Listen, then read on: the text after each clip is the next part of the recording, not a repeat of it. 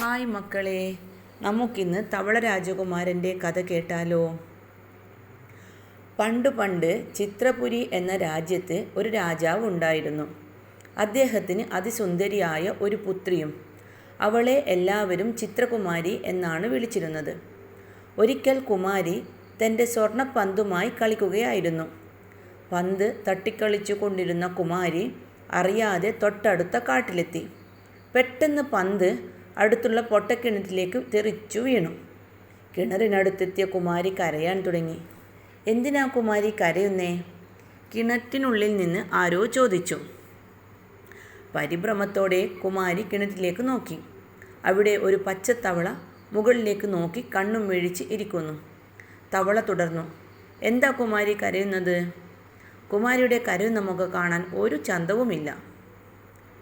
എൻ്റെ കളിപ്പന്ത് കിണറ്റിൽ വീണുപോയി. എൻ്റെ അച്ഛൻ എനിക്ക് നൽകിയ പിറന്നാൾ സമ്മാനമാണ് ആ പന്ത്, കുമാരി വിങ്ങലോടെ പറഞ്ഞു. അത്രയേ ഉള്ളൂ? അതിനെന്താ, കുമാരിയെ ഞാൻ സഹായിക്കാമല്ലോ. പക്ഷേ, പച്ചത്തവള ഇടയ്ക്ക് നിർത്തി. എന്തു പക്ഷേ? കുമാരി ചോദിച്ചു. ഞാൻ പന്ത് എടുത്തു തരാം, പക്ഷേ അതിനു പകരമായി എന്നെ കുമാരിയോടൊപ്പം അത്താഴം കഴിക്കാൻ അനുവദിക്കണം. കുമാരിയോടൊപ്പം ഒരേ കിടക്കയിൽ ഉറങ്ങാനും അനുവദിക്കണം, തവള പറഞ്ഞു. പന്തു കിട്ടുമെന്നോർത്തപ്പോൾ മറ്റൊന്നും ആലോചിക്കാതെ കുമാരി തവളയുടെ ആഗ്രഹത്തിന് സമ്മതം മൂളി. പെട്ടെന്ന് തവള വെള്ളത്തിനടിയിൽ മറഞ്ഞു. അല്പസമയത്തിനുള്ളിൽ അവൻ സ്വർണ്ണപ്പന്തുമായി കരയിലെത്തി. ഉടൻ തന്നെ കുമാരി പന്ത് തട്ടിയെടുത്ത് കൊട്ടാരത്തിലേക്ക് ഓടി. കുമാരി, കുമാരി, എന്നെയും കൊണ്ടുപോകൂ, തവള വിളിച്ചു പറഞ്ഞു. പക്ഷേ ആരു കേൾക്കാൻ? അപ്പോഴേക്കും കുമാരി കൊട്ടാരത്തിലെത്തിയിരുന്നു. അന്നു രാത്രി പതിവ് പോലെ രാജാവും രാജ്ഞിയും കുമാരിയും ഒന്നിച്ച് അത്താഴത്തിനിരുന്നു. പെട്ടെന്ന് വാതിലിൽ ഒരു മുട്ടു കേട്ടു.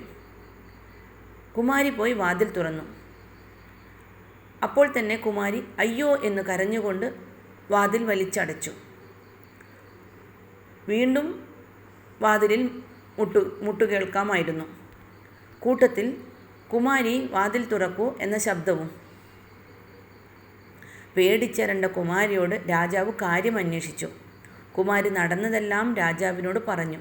രാജാവ് പറഞ്ഞു, കുമാരി, നീ രാജപുത്രിയാണ്. രാജാക്കന്മാർ പറഞ്ഞ വാക്ക് പാലിക്കണം. അതിനാൽ കുമാരി ചെന്ന് വാതിൽ തുറക്കൂ. അച്ഛൻ പറഞ്ഞത് കേട്ട് അനിഷ്ടത്തോടെ കുമാരി വാതിൽ തുറന്നു. ഉടനെ തവള അകത്തേക്ക് കയറി. എന്നിട്ട് കുമാരിയുടെ അരികിൽ ഭക്ഷണം കഴിക്കാനിരുന്നു. കുമാരിക്ക് ആ ഉണ്ടക്കണ്ണുള്ള വൃത്തികെട്ട തവളയെ കണ്ടപ്പോൾ തന്നെ അറപ്പ് തോന്നി. പക്ഷെ എന്തു ചെയ്യാൻ? രാജകൽപ്പനയല്ലേ, അനുസരിച്ചേ തീരൂ. ഭക്ഷണം കഴിഞ്ഞപ്പോൾ തവള പറഞ്ഞു, കുമാരി, ഇനി എനിക്കൊന്നുറങ്ങണം. എന്നെ കുമാരിയുടെ കിടക്കയിലേക്ക് കൊണ്ടുപോകൂ. കുമാരി പരിഭ്രമത്തോടെ അച്ഛനെ നോക്കി. അദ്ദേഹം പറഞ്ഞു, മോളെ, നീ നിൻ്റെ വാക്കു പാലിക്കണം. അങ്ങനെ കുമാരി തൻ്റെ കിടക്കയ്ക്കരികിലെത്തി. ഉടൻ തന്നെ തവള കിടക്കയുടെ ഒരു മൂലയ്ക്കിരുന്ന് ഉറങ്ങാൻ തുടങ്ങി. അന്നു രാത്രി മുഴുവൻ കുമാരി കരഞ്ഞു തള്ളി നീക്കി. പ്രഭാതമായപ്പോഴേക്കും തവള കാട്ടിലേക്ക് പോയി. അടുത്ത സായാഹ്നത്തിനും തവള കൊട്ടാരത്തിലെത്തി. കുമാരിയോടൊപ്പം ചിലവഴിച്ച ശേഷം പ്രഭാതത്തിൽ കാട്ടിലേക്ക് പോയി. മൂന്നാം ദിവസം കൊട്ടാരത്തിലെത്തിയ തവള ഉറങ്ങാൻ നേരം കുമാരിയോട് പറഞ്ഞു, ഇന്ന് മൂലയ്ക്കല്ല, കുമാരിയുടെ തലയണയിൽ എനിക്കുറങ്ങണം. അങ്ങനെ കുമാരി ഒരു മൂലയ്ക്കും തവള തലയിണയിലും ഉറങ്ങി.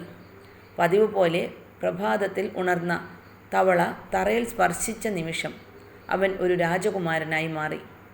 അത്ഭുതത്തോടെ ഉറ്റുനോക്കിയിരുന്ന കുമാരിയോട് അവൻ പറഞ്ഞു, കുമാരി, ഞാനൊരു രാജകുമാരനാണ്. ഒരു മന്ത്രവാദിനിയുടെ ശാപം മൂലം ഒരു തവളയായതാണ്. എനിക്കിതാ ശാപമോക്ഷം ലഭിച്ചിരിക്കുന്നു. ഇനി കുമാരി എന്നോടൊപ്പം കളിക്കാൻ വരില്ലേ? ഒരു പൊട്ടിച്ചിരിയോടെ കുമാരി തൻ്റെ സ്വർണ്ണപ്പന്തുമെടുത്ത് കുമാരനോടൊപ്പം കളിക്കാനായി ഇറങ്ങി. അങ്ങനെ അവർ വളരെ കാലം കൂട്ടുകാരായി കഴിഞ്ഞു.